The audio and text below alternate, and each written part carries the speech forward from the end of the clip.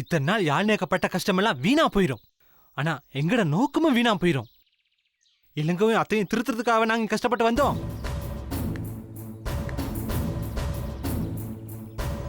என்னால சகிச்சுக்கிட்டு பாத்துக்கிட்டு சும்மா இருக்க முடியல. உங்கள மாதிரி தான் அவனும் கோவக்காரன். ரொம்ப நாளா இங்க இருக்கிறான். அவனுக்கு போலீஸ், கியூ பிரான்ச் எல்லாரும் பழக்கம் இருக்கு. ஆத்திரத்துல போட்டு கொடுத்தா நம்ம நிலைமை என்ன ஆகும்? கொஞ்சம் யோசிங்க.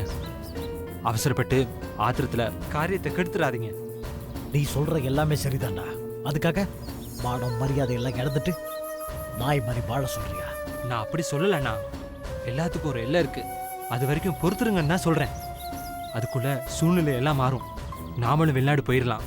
நாமளும் வெளிநாடு போயிட்டோமேண்டா பிரச்சனை தானாகவே சரியாயிரும். நியாயமா பார்த்தா அவன் தயவு தான் இப்ப நமக்கு தேவை. அவனை தொந்தரவு செய்யறதும் தேனீக்கூட்டுல கை வர்றதும் ஒண்ணுதான்.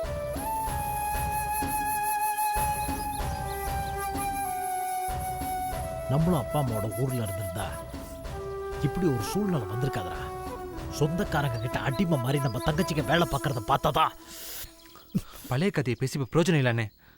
நாம இங்க நிரந்தரமா வாழ போறதில்ல. இது நமக்கு தற்காலிகமான வாழ்க்கை தான். நாம இங்க இருக்கிற வரைக்கும் நாம அவங்கள பயன்படுத்தி கொள்ளணும். தங்கச்சி படிப்பு முடியணும். நாம வெளிநாடு போகணும். நிதானமா யோசிச்சு செய்யணும். அவசரப்படக்கூடாது. இன்னும் கொஞ்ச நாளைக்கு பொறுமையா இருங்கண்ணா.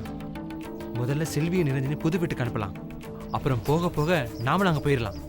அண்ணா, நீங்க இன்னொன்னையும் மறந்துடக்கூடாது. ராகினி தெரிஞ்சோ தெரியாமலும் பிடிவாதமா உங்களே சுத்தி சுத்தி வரா. அவளையும் கொஞ்சம் நினைச்சு பாருங்கண்ணா. இது பார், ராகினியோட மனநிலை எனக்கு புரியும். ஆனா நம்மட சூழ்நிலை படு மோசமா இருக்கு.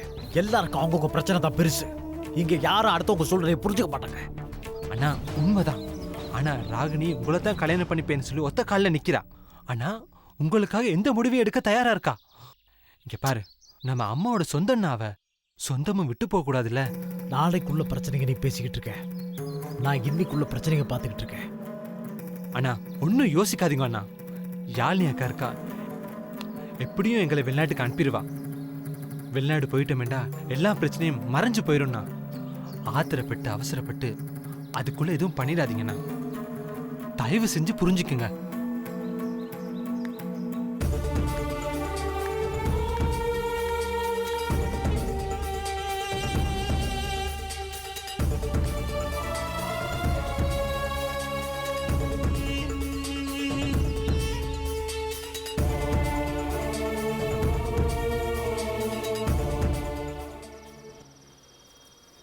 என்னடா இவ்ளோ பூச்சியா இருக்கு? மருந்து வாங்கி அடிச்சியா இல்ல அந்த காசுக்கு சரக்கு வாங்கி அடிச்சியா? ஆமாம், சரக்கு அடித்து தான் கடையில் இருப்பாங்க. இவ்வளோ நாளை பாதுகாத்து வச்சுருந்தா அண்ணன் தம்பி பார்த்தோன்னே போகிறேங்கிறா. விட்டுருவேண்ணா நான். டேய், புரியுற மாதிரி சொல்லுடா. மா, ஏதோ வீடு பார்த்துருக்காங்களாம், எல்லாரும் அங்கே போகிறாங்களாம். நான் முடியவே முடியாதுன்னு சொல்லிட்டேன். யாழ்லையும் தமிழையும் மட்டும் இங்கே விட்டுட்டு எல்லாரையும் போக சொல்லிட்டேன். அப்படியும் மீறி போனீங்கன்னா ஜெயிலில் வந்து என்னால் பார்க்க முடியாதுன்னு மிரட்டி வச்சுருக்கேன். டேய், என்னடா நீ? வீட்ல ஒரு மனுஷன் உட்காரத்துக்கு கூட இடம் இல்ல. திருவிழா கூட்டமாட்டா இருக்கு. அவசரத்துக்கு பாத்ரூமுக்கு கூட போக முடியலடா. அவங்க போய் தொலைட்டான்னு விட வேண்டியது தானே? அப்பா சொல்கிறது கரெக்டுமா. நீ வெறும் கத்த மட்டும் தான் செய்வ, வேற எதையும் யோசிக்க மாட்டேன். நீ என்ன டவுனில் பார்த்தீங்கன்னா ஹோட்டலில் வேலை செய்கிறதுக்கு ஆளே கிடையாது. இந்திக்காரங்களை கூட்டு வந்து வேலை பார்த்துட்டு இருக்காங்க. அது நம்மளால முடியுமா? சம்பந்தம் இல்லாம பேசுற, புரியுற மாதிரி பேசு. மா, யாழ் நீங்கள் வர்றதுக்கு முன்னாடி எத்தனை வேலைக்காரங்க வந்துட்டு போயிருக்காங்க. எல்லாத்தையும் நாய் மாதிரி நீ தானே விரட்டி அனுப்பிச்ச. இப்போ கொஞ்சம் மாசமாக தான் எந்த பிரச்சனையும் இங்கே இல்லாமல் இருக்கு. யாருனால? யாழ் நீ மாடு மாதிரி இங்கே வேலை செய்கிறா. நீ என்ன தான் கொடுமை பண்ணாலும் என்ன தான் கேவலப்படுத்தினாலும் குட்டி போட்ட பொண்ணை மாதிரி உன் காலையை சுற்றி வரா. யாழ்லையும் வீட்டு வேலை செய்கிறனால தான் உன் பொண்ணு மினிக்கிட்டு காலேஜுக்கு போயிட்டு வர. இந்த 2 பேரும் போயிட்டா நீ என்ன பண்ணுவ? யோசிச்சுப்பார். ஆமாண்டா, இதை நான் யோசிக்கவே இல்லையே. இப்போ சொல்லு, அனுப்பிச்சிடலாமா சம்பளம் இல்லாத வேலைக்காரிகளை? ம், பரவாயில்லடா, நீயும் நல்லா இந்தியாக்காரங்க மாதிரி யோசிக்க ஆரம்பிச்சுட்ட. அம்மா, இதுக்கே இப்படி சொல்லாதம்மா. கைவசம் நிறைய ஐடியா வச்சுருக்கேன். நான் சொல்கிறத முதல்ல கேளு. ஏண்டா இளங்கோ, அந்த குருட்டு பையன் இருக்கான், குமரி பிள்ளைங்க 2 இருக்குங்க. நாளைக்கு கல்யாணம் காட்சின்னு வந்தா நாம தானே செலவு பண்ணணும். அதுக்கு செலவு பண்ண நம்ம கிட்ட காசு இருக்கா என்ன? நீ அந்த காலத்திலே இருக்க. யாழ்னி அவன் அண்ணனையும் தம்பியும் வெளிநாட்டுக்கு அனுப்ப பிளான் போட்டுட்டு இருக்கா. அவங்க 2 பேரும் சம்பாதிச்சிங்கன்னா அனுப்புவானுங்க. அனுப்புனா நமக்கு என்ன தரவா போறாங்க? காசு பணம்லாம் வந்துட்டா நம்மள நினைக்க மாட்டாங்கடா. அட போமா நீ. இங்கே யாரு யாழ்னி என்ன 2ஆவது தரமாக கல்யாணம் பண்ணிக்கிட்டா அவங்க அண்ணனுங்க உழைச்சி அனுப்புகிற காசு நமக்கு தானே. அந்த காசை வச்சு நம்ம இங்கே செட்டில் ஆயிடலாம்ல. ஏய், நீ சொல்ற மாதிரி நடக்குமாடா? நடக்கும். எல்லாரும் புது வீட்டு போக கிளம்புனாங்க, நான் நிறுத்திட்டேன். இது மொதல் படி தான். இதுக்கப்புறம் நான் நினச்சபடி எல்லாம் நடக்கும். நீ பொறுத்து இருந்து பாரு, நான் நடத்திக்காது. ஐயோ என் தங்கம்.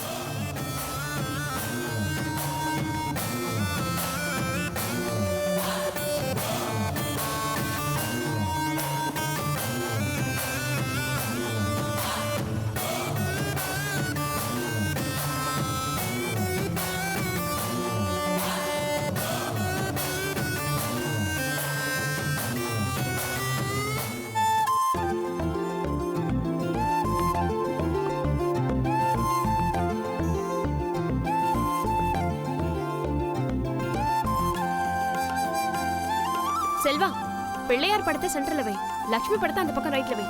சரிக்கா. தமிழினி, உங்களோட அண்ணாவுக்கு எதை எந்த பக்கம் வைக்கணும் கூட தெரியல.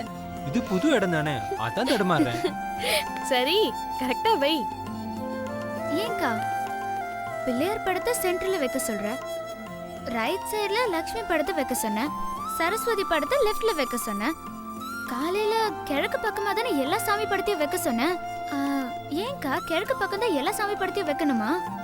வேற பக்கம் வைக்கவே கூடாதா? ஏய், கிழக்க தானே சூரியன் உதிச்சு மேல வந்து உச்சியை தொடுது. அதே மாதிரி இந்த வீட்டுக்கு குடி வர நம்ம வாழ்க்கையும் சூரிய மாதிரி உதிச்சு மேல வரணும். இதெல்லாம் உண்மையாக்கா? யாருக்கு தெரியும்? எனக்கு நம்ம அம்மா சொன்னாங்க, நான் உங்களுக்கு எல்லாம் சொல்றேன். எல்லாம் நம்பிக்கை தானே.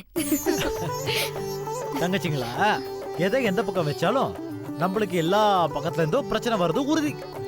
ஏன்னா இப்ப கூட ஒரு பிரச்சனை. போதும் போதும் நிறுத்து. நல்ல நாள் அதுவுமா பிரச்சனை ஆகுதுன்னு. செல்வி அக்கா, ஏலக்காய் போட்டு பால் காய்ச்சி கொண்டு வா. வாங்க போலாம். அதுக்கும் நான் பிரச்சனை பண்ணுவேன். ஏலக்காய் மட்டும் போடக்கூடாதுமா, பட்டை லவங்கம் முந்திரி பாதாம் பிஸ்தா. ஐயோ, அண்ணா, போதுண்ணா.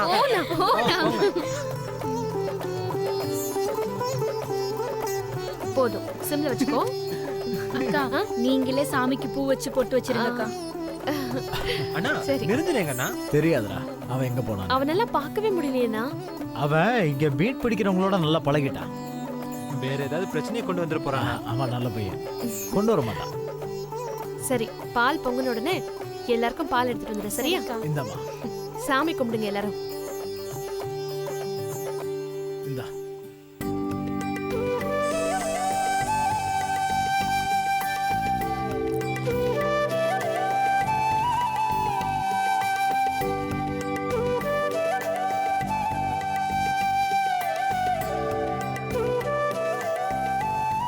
இந்த மாதிரி வீடு குடியேற விழா நம்ம ஊர்ல நடந்திருந்தா சொந்தக்காரங்க எவ்வளவு பேர் வந்திருப்பாங்க இல்ல. இங்கே நம்ம முகத்தை நம்மளே மாறி மாறி பார்க்க வேண்டியதா இருக்கு. அண்ணா அது பரவாயில்ல செல்வி. இங்க இருக்க ஜனங்க இருக்க இடம் இல்லாம கூவத்துக்குள்ள வீடு கட்டி வாழ்றாங்க. சில பேர் அதுவும் இல்லாம ரோட்ல படுத்து தூங்குறாங்க. இந்த கொசுக்கடியில எல்லாரும் எப்படிக்கா வாழறாங்க? அவங்களுக்கு அது பழகிடுச்சு. இந்த வாழ்க்கையும் நமக்கு கொஞ்ச நாள்ல பழகிடும்.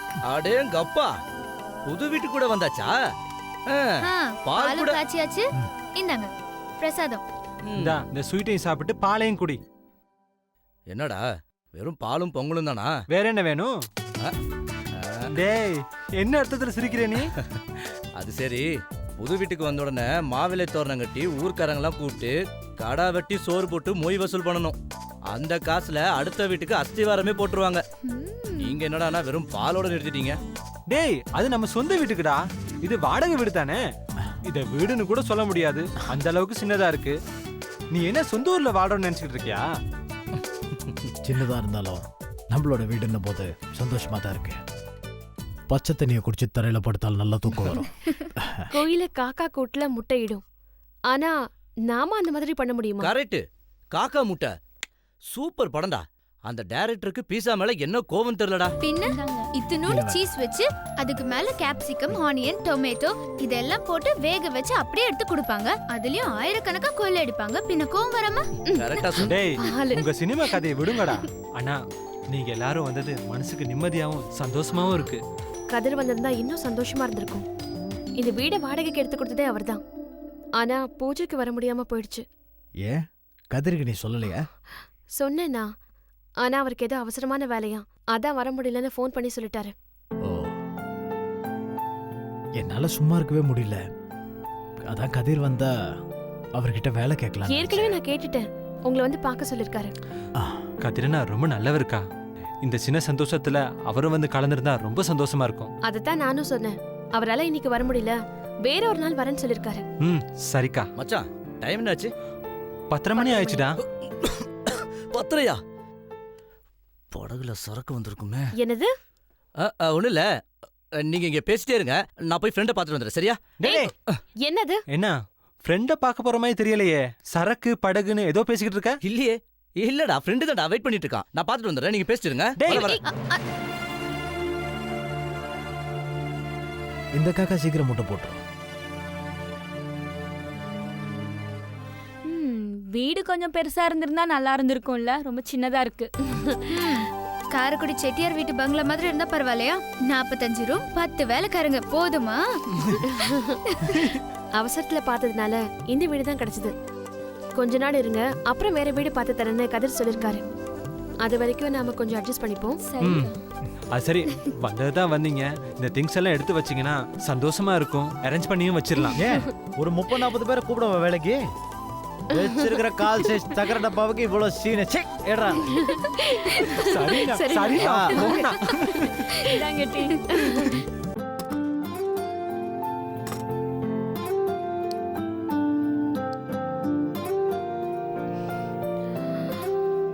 அம்மா, அக்கா, நீ சொன்ன திட்டம் எல்லாம் சூப்பரா தான் இருக்கு. ஆனா அது சாத்தியமாகுமான்னு தான் தெரியல. இவ்ளோ பெரிய காரியம் நம்மளால முடியுமா நினைச்சா முடியாதுதான். ஆனா முடியும்னு நினைச்சா கண்டிப்பா முடிச்சிடலாம். மனம் தளர்ந்து போயிடாம முயற்சி செஞ்சுதான் பாப்போமே. தம்பி கண்ணா பிரச்சனைக்கு 2 லட்சம் ரூபாய் தேவைப்படுது. அதுக்கு என்ன செய்ய போறோம்? நீங்க இந்த 2 லட்சம் பத்தி பேசுறீங்க, நான் உங்க 2 பேரையும் வெளிநாட்டுக்கு அனுப்புறத பத்தி யோசிச்சுட்டு இருக்கேன்.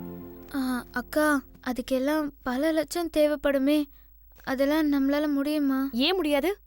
சொந்தக்காரங்க, ஊர்க்காரங்க எல்லாருமே வெளிநாட்டுல தானே இருக்காங்க.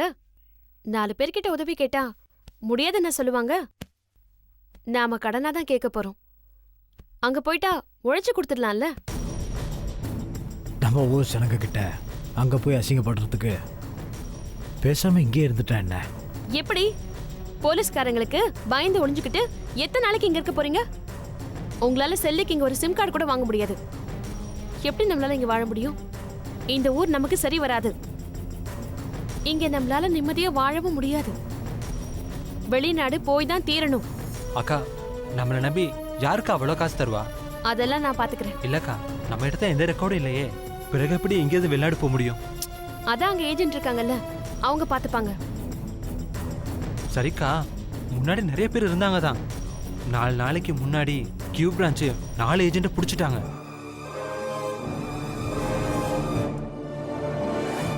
பிடிப்பட்டவங்க எல்லாம் நம்ம ஊர் தான். பிடிப்பட்டவங்க லோக்கல் ஆளுங்களா தான் இருப்பாங்க. அதுக்கு மேலேயும் ஆளுங்க இருக்காங்க தானே. நம்ம ஆட்களுக்கு இந்த மாதிரி வேலை எல்லாம் கை வந்த கலை. ஒருத்தர் வெளிநாடு போறதுக்கு ஏஜென்ட் எவ்வளவு காசு கேக்குறாங்க? 20,000 யூரோ கேக்குறாங்க. இந்திய காசுக்கு எவ்வளோக்கா வரும்? கிட்டத்தட்ட ஒரு 14 லட்சம் வரும். 14 லட்சமா?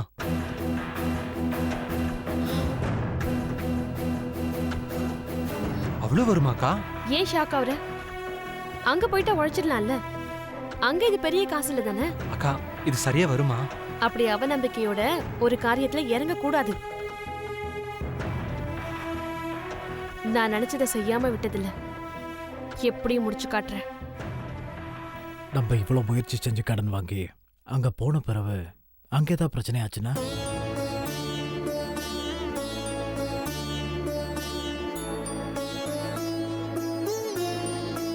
அக்கா, அவர் சொல்றது அங்க பதவி கிடைக்குமா வேலை கிடைக்குமான்னு சொல்றாரு. ஏன் கிடைக்காது? முகாம்ல இருந்து ஒரு பையன் போனானா, நல்லா தான் இருக்கானா. கடைக்கு சாப்பிட வந்த முகாம்ல இருக்க ஒரு அண்ணன் தான் சொன்னாரு. அங்கேயும் சில பிரச்சனை இருக்குதான். இலங்கைன்னு சொல்லி பதிவெடுக்கலாமா, இலங்கைன்னு சொன்னா விட்டுருவீனம்மா. என் ஃப்ரெண்டு சொன்னவங்க. இலங்கை தமிழருக்கு எதுவுமே சுலபமா கிடைச்சிடாது. நாம எல்லாத்தையும் ஃபேஸ் பண்ணி தான் ஆகணும். ஏஜென்ட் எல்லாத்தையும் கியூ பிரான்ச் பிடிச்சிட்டாங்க. கொஞ்ச நாளைக்கு போறது கஷ்டம்தான். அப்படிலாம் ஒன்றும் இல்லை. நான் விசாரிச்சிட்டேன். திருச்சியில ஆனந்தன் ஒரு ஏஜென்ட் இருக்காரா, அவரோட மெயின் பஞ்சாப்ல இருக்கானா. அவன் பத்திரமா கொண்டு போய் விட்டுருவான். நாம இங்க இருக்க பேங்க் அக்கவுண்ட்ல காசு கட்டணும். ஆள் இறங்கிட்டான்னு தெரிஞ்சதுக்கு அப்புறம் காசு கட்டினா போதுமா? அக்கா நீ பெரிய கெட்டிக்காரிதான்க்கா. வேற வழியே இல்லை. நாளைக்கு ஏஜென்ட் வரதா சொல்லிருக்காரு. மேற்கொண்டு விவரம் பேசிட்டு நான் அவனுக்கு சொல்றேன். சரிக்கா, நீங்க நல்லா யோசிச்சு முடிவெடுங்க. நான் போயிட்டு டாடா உடுப்பி ஹோட்டல்ல லஞ்ச் வாங்கிட்டு வந்துடுறேன். டேய், டாடா கம்பெனிக்காரன் உடுப்பி ஹோட்டல் கூட ஆரம்பிச்சிட்டா? அண்ணா அது டாடா இல்ல, டாடா ஹோட்டல். ஓ சரி. சரிண்ணா, வரேன், வாங்கிட்டு வந்துடுறேன். போயிட்டு வாங்க.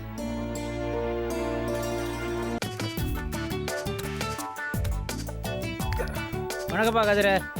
என்னண்ணே பிஸியா? காலைல இருந்து ஆளே காணோம். அதெல்லாம் ஒன்றும் இல்லைப்பா, பக்கத்தில் காமாட்சி லாரி ஷெட்டில் என் ஃப்ரெண்டு ஒருத்தன் வேலை பார்க்குறான். அவனை பார்த்துட்டு வருவோன்னு போனேன். என்ன சொன்னாரு உங்க ஃப்ரெண்டு? கோட்டர் அடிக்க கூப்பிட்டாப்லையா? அடையாப்பா நீ வேற, கஞ்சிக்கு இங்கே கருவாடா காய வேண்டியிருக்கு, கோட்ரு வேறையா. அங்கே கிளீனருக்கு ஆள் வேணுமா, கூடுதலாக சம்பளம் தரேன்னா, அதான் பார்த்துட்டு வந்தேன். அதுக்கு நீங்க என்ன சொன்னீங்க? அதெல்லாம் சரிப்பட்டு வராதுப்பா. அந்த முதலாளி காசை கொடுத்துட்டு காரி துப்புவான். அவங்ககிட்ட நம்ம வேலை செய்ய முடியாதுப்பா. அண்ணே, கொஞ்சம் கஷ்டப்பட்டா குழந்தை குட்டிங்க நல்லா இருக்கும்ண்ணே. அவங்களுக்காக சிரமப்படுறது அது இல்லைப்பா, கொஞ்சம்னா பரவாயில்லப்பா.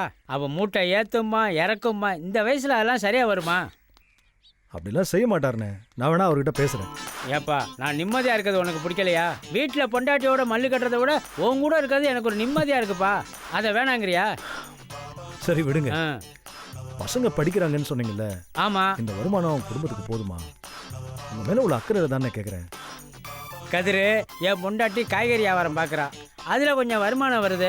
நானும் கொண்டு போய் கொடுக்குற சம்பளத்தையும் வாங்கிக்கிறா. அவளாக பார்த்து கை செலவுக்கு ஒரு 5-10 கொடுப்பா. அதை வச்சு நான் சமாளிச்சுக்கிறேன். ஆ, இன்னைக்கு ஓகேண்ணே. நாளைக்கு பசங்க ஸ்கூல் படிப்பை முடிச்சுட்டு காலேஜுக்கு போனாங்கன்னா செலவு அதிகம் ஆகும்ல. இன்னைக்கு பசங்க சின்ன பசங்களா இருக்காங்க. அதை விடுப்பா, நடக்கிறது நடக்கட்டுப்பா.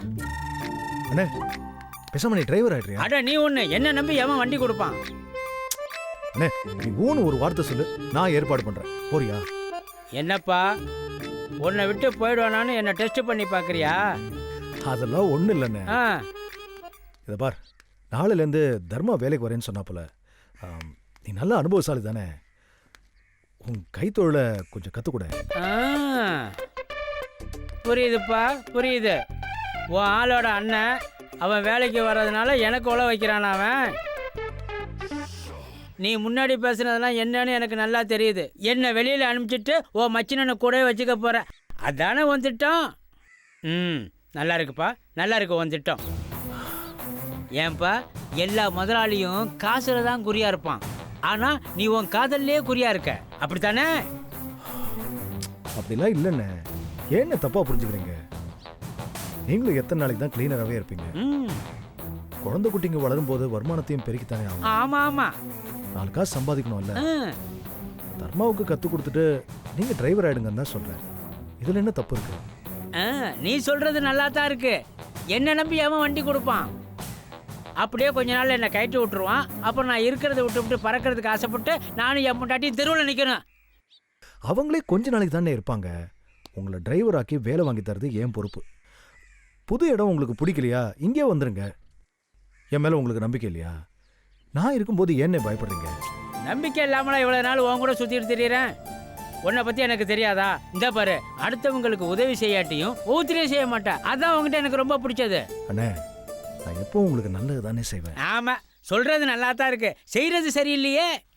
என்ன செய்யறது சரியில்லை? இதோ பாரு கதிரு, ஏற்கனவே சொல்லியிருக்கேன், இலங்கைக்காரங்களுக்கும் நமக்கும் ஒத்து வராதுன்னு. அவங்கள நம்பி எந்த கம்பெனிலையும் வேலை கொடுக்க மாட்டானுங்க. கொஞ்ச நாளைக்கு இருந்துட்டு ஓடி போயிடுவானுங்க. நாளைக்கு அவங்களால போலீஸ் அது இதுன்னு ஏதாவது பிரச்சனை வந்தால் நம்ம பழப்பம் போயிடும். எல்லா இலங்கைக்காரங்களும் அப்படி இல்லை, நல்லவங்களும் இருக்காங்க. இங்கே பாரு கதிரு, என் வீட்டுக்கு பக்கத்தில் ஒரு இலங்கைக்காரங்க இருந்தாங்க. அவங்கள பற்றி எனக்கு நல்லா தெரியும். காரியம் ஆகுற வரைக்கும் நல்லா இருப்பாங்க. அப்புறம் நம்மளை கைட்டு விட்டுட்டு போயிட்டே இருப்பாங்க. அப்புறம் நீ அம்போன்னு நிற்க வேண்டியதான். சரி விடுங்கண்ணே, பார்க்கலாம். என்னப்பா அந்த பொண்ணு சொன்னிச்சா? அழகான பொண்ணுங்க பல்ல காட்டினாலே லாரி டீசல் இல்லாமல் பறக்குமே. இது எங்கே போய் முடிய போதோ? இங்கே பாரு கதிரு, காதலையும் வண்டியும் வேகமாக ஓட்டினோம்னா பிரேக் டவுன் ஆகிடும். நிதானமாக ஓட்டணும் கதிரு, நிதானமாக ஓட்டணும். நான் சொல்கிறத சொல்லிட்டேன், அப்புறம் ஓ இஷ்டம். நல்லா பேச கற்றுக்கிட்டீங்க. விட்டா பேசிக்கிட்டே இருப்பீங்க. நீங்கள் ஆணியும் பிடுங்க வேண்டாம், போல்ட்டையும் கழட்ட வேண்டாம். வரும்போது நானே சொல்லிக்கிறேன். கதிரு, என் நல்லதுக்கு நீ சொன்ன, நான் வந்து ஓ நல்லதுக்கு சொல்கிறேன், அவ்வளோதான். அண்ணே, எல்லாம் நல்லதாகவே நடக்குண்ணே. சரி, தர்மா வரும்போது எதையாவது உளறி கொட்டிடாதீங்க. அவன் சூடு பார்ட்டின்னு உங்களுக்கே தெரியும்ல. என்னமோப்பா, நான் சொல்ல வேண்டியதை சொல்லிட்டேன். நான் போய் லோடு ஏற்றி ஆச்சான்னு பார்த்துட்டு வரேன். இங்கே இரு.